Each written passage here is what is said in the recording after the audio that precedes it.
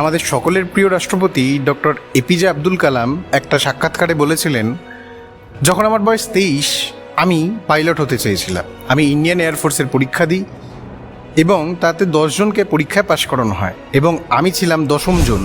কিন্তু দুর্ভাগ্যবশত 9 জনকে চাকরি দেওয়া হয়, কারণ তাদের কাছে 9টাই সিট ছিল। আমি বাদ পড়ি। রাষ্ট্রপতি হয়ে যাওয়ার পর ডক্টর এপিজে আব্দুল কালাম একদিন চিফ অফ এয়ার ডিফেন্স স্টাফকে ডেকে পাঠান। তিনি বলেন তিনি একদিন পাইলট হতে চেয়েছিলেন। বিমান চালানোর তার অনেক দিনের ইচ্ছা। সেই মতো 6 মাসের ট্রেনিংয়ের ব্যবস্থা করা হয় এবং 6 মাস পর ডক্টর এপিজে আব্দুল কালাম SU-30 MKI বিমান উড়িয়েছিলেন। এলন মাস্ককে কেই না চেনেন, পৃথিবীর সবচেয়ে ধনী ব্যক্তি। মোট সম্পত্তির পরিমাণ প্রায় $400 বিলিয়ন, ভারতীয় মুদ্রায় প্রায় 34,000 কোটি টাকা।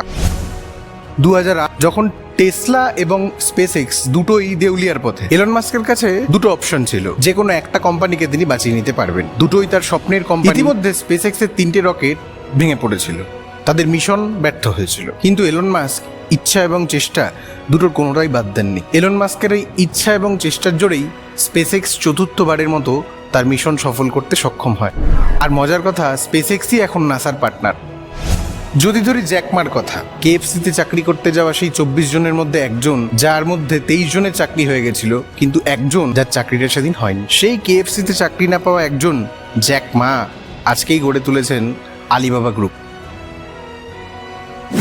ডক্টর এপিজে আব্দুল কালাম বলে গেছেন, সচল হও, দায়িত্ব নাও, সেই কাজটাই করো যে কাজে তুমি বিশ্বাস রাখো। কিন্তু যদি তুমি তা না করো, তাহলে তুমি তোমার ভাগ্যকে অন্যের কাছে আত্মসমর্পণ করছো। বাধা আসবে, ভাঙবে। বাধা মানেই তোমার জীবনের নতুন গল্পে এক নতুন অধ্যায় শুরু হচ্ছে। কিন্তু যদি তুমি নিজের বিশ্বাস না ভাঙো, তবে তুমি জিতবে।